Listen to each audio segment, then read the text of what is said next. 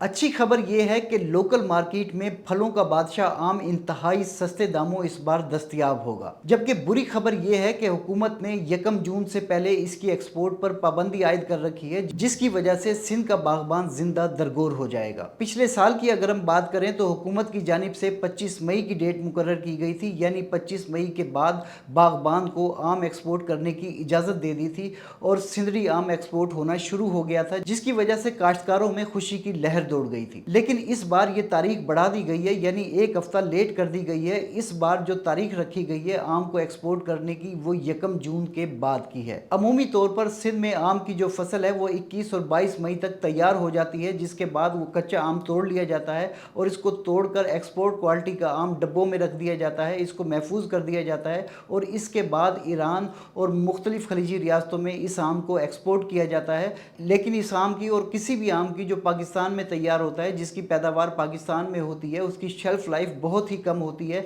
जिसकी वजह से बहुत थोड़ा टाइम होता है कि इस आम को अगर एक्सपोर्ट करना है तो एक्सपोर्ट कर दिया जाए। 1 हफ्ता बहुत ज़्यादा होता है। ये तारीख जो लेट की गई है, यानी सिंधड़ी आम इससे मुतासिर होगा और सिंधड़ी आम के बागबान इससे मुतासिर होंगे, वो जिंदा दरगोर हो जाएंगे, उनका आम एक्सपोर्ट नहीं हो सकेगा। काश्तकारों का ये कहना था कि हमेशा पंजाब बेस्ड पॉलिसियाँ जो बनाई जाती हैं वो हमें नुकसान पहुँचाती हैं, उससे हम मुतासिर होते हैं। इस बार भी यही हुआ है कि हमारा आम तैयार पड़ा हुआ है, हम इसे एक्सपोर्ट करने के लिए तैयार हैं, लेकिन डेट आगे बढ़ा दी गई है। हुकूमत की तरफ से कहा गया है कि 1 जून से पहले आम एक्सपोर्ट नहीं किया जा सकता, जिसकी वजह से हमारा आम पड़ा पड़ा ख़राब हो जाएगा, हम इसे एक्सपोर्ट नहीं कर सकेंगे और हमें भारी माली नुकसान होगा, जिसकी वजह से अगले साल हमारे लिए मुमकिन नहीं हो सकेगा कि हम आम की फसल पर पैसा लगाएं या दूसरी फसलें जो हमने काश्त करनी है वो हम काश्त कर सकें। इसलिए हुकूमत को पॉलिसियाँ बनाते हुए काश्तकार नुमाइंदों से रब्ता करना चाहिए, उनसे मशवरा करना चाहिए, उनकी तजावीज़ को वुक़्त देनी चाहिए और वो पॉलिसियाँ बनानी चाहिए जिससे काश्तकार को फ़ायदा हो।